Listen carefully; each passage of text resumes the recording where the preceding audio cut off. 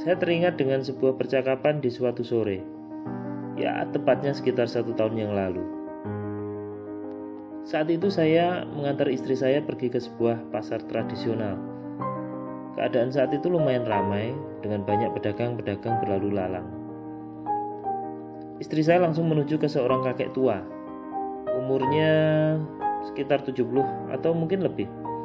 Berperawakan kurus dengan baju sederhana gitu.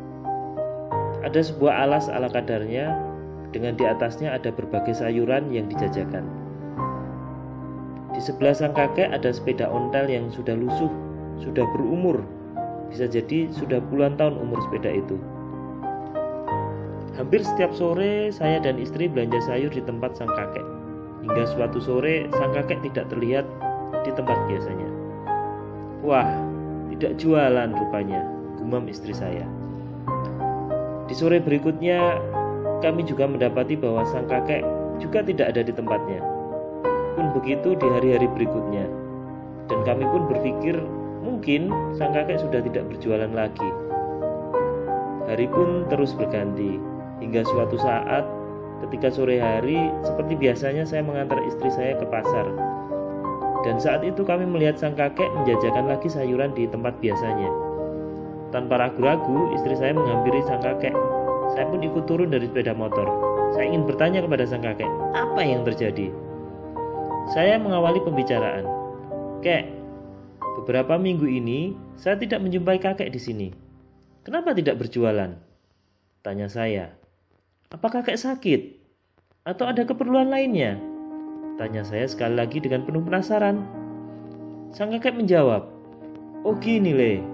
Dia memanggil saya dengan sebutan Le dalam bahasa Jawa yang artinya anak laki-laki. Kakek kemarin pergi haji. Sambil tersenyum sang kakek memilihkan sayuran terbaik untuk istri saya. Saya terdiam. Dalam hati saya bertanya-tanya, bagaimana mungkin seorang kakek yang hanya jualan sayur hanya mempunyai sepeda ontel butut bisa naik haji? Dahi saya berkerut, memutar otak, mencari logika tentang hal ini. Saya melanjutkan pembicaraan ke sang kakek.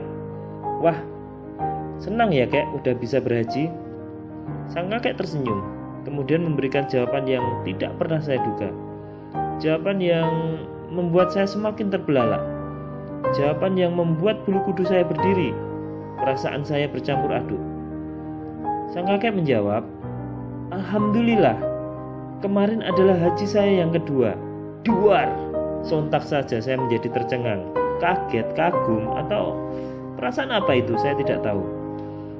Sepanjang perjalanan pulang, saya hanya diam, tidak bicara sepatah kata pun dengan istri saya.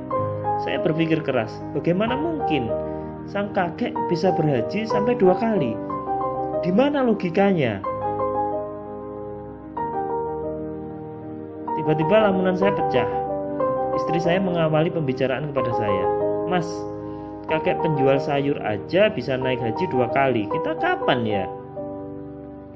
Saya menjawab, kita kan masih banyak kebutuhan.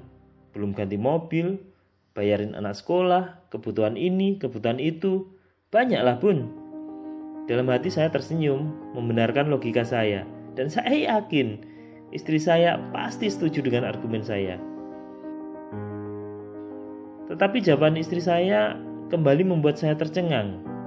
Membuat dada saya dak-dikduk kembali setelah sebelumnya sudah mulai tenang.